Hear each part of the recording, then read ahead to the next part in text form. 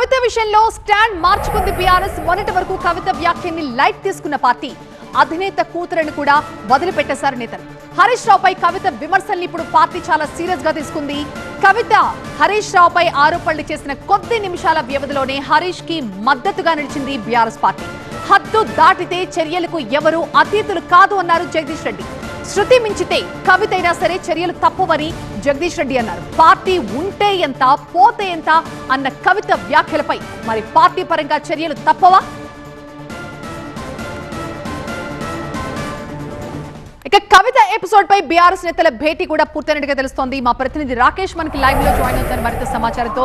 రాకేష్, కవిత ఇవాళ అన్ని హద్దులు దాటేశారు, ఆ విషయం చాలా స్పష్టమవుతోంది. మరోవైపు సోషల్ మీడియాలో కూడా కవితను సస్పెండ్ చేయాలని డిమాండ్స్ వస్తున్న నేపథ్యంలో ఎలాంటి నిర్ణయం ఈ రోజు రాత్రిలోపు ఏమైనా ఒక సీరియస్ డెసిషన్ తీసుకునే అవకాశం ఉందా పార్టీ?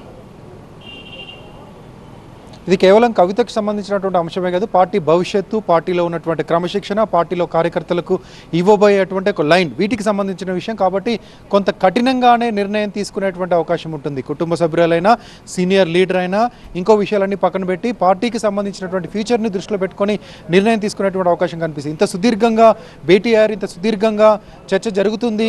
కొద్దిసేపటి క్రితం చర్చ ముగిసినా ఇంకా బయటకు వచ్చి నేతలైతే ఎవరు మాట్లాడలేదంటేనే ఏదో కఠినమైనటువంటి నిర్ణయం, ఏదో ఒక పరిణామం జరగబోతుందని ఊహించవచ్చు. దాంతోపాటుగా అంతకుముందు జరుగుతున్నటువంటి స్టెప్స్ కూడా, సోషల్ మీడియాలో వస్తున్నటువంటి హరీష్కి మద్దతు, సోషల్ మీడియా అఫీషియల్ హ్యాండిల్లో, బీఆర్ఎస్కి సంబంధించినటువంటి అఫీషియల్ ఎక్స్ హ్యాండిల్లో హరీష్కి సంబంధించినటువంటి, హరీష్ రావుకి సంబంధించినటువంటి ట్వీట్ చేసి దాన్ని పిన్ చేసి పెట్టడం.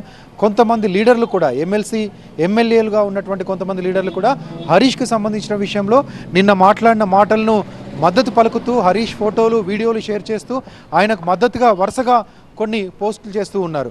దాంతోపాటు అఫీషియల్ గ్రూప్లో నుంచి కవిత పిఆర్ఓను, పిఏను, ఆమె సిబ్బందిని అంతా కూడా తొలగిస్తున్నారు. ఇదంతా ఒక సంకేతంగా చెప్పొచ్చు. అది కూడా అన్ని అఫీషియల్ గ్రూప్స్ అఫీషియల్గా మెయింటైన్ చేస్తున్నటువంటి పార్టీ ఆఫీస్, తెలంగాణ భవన్ నుంచి మెయింటైన్ అవుతున్నటువంటి సోషల్ మీడియా హ్యాండిల్స్ ఇవన్నీ కూడా కొంచెం సిస్టమేటిక్గా ఉంటుంది. అంత ఈజీగా తీసేయడానికి కుదరదు. సో పైనుంచి ఆదేశాలు వస్తేనే తీసేస్తారు. ఇక మీటింగ్ తర్వాత కఠిన నిర్ణయం వెలువడుతున్నట్లుగా మనకున్నటువంటి సమాచారం. ఆ నిర్ణయం ఏంటి? షోకాజ్ నోటీస్ ఇస్తారా, సస్పెండ్ చేస్తారా, పిలిపించి మాట్లాడతారా, లేకపోతే ఏం చేస్తారనేది కొద్దిసేపట్లో తేలేటువంటి ఛాన్స్ కనిపిస్తుంది. రైట్ రాకేష్. ఇక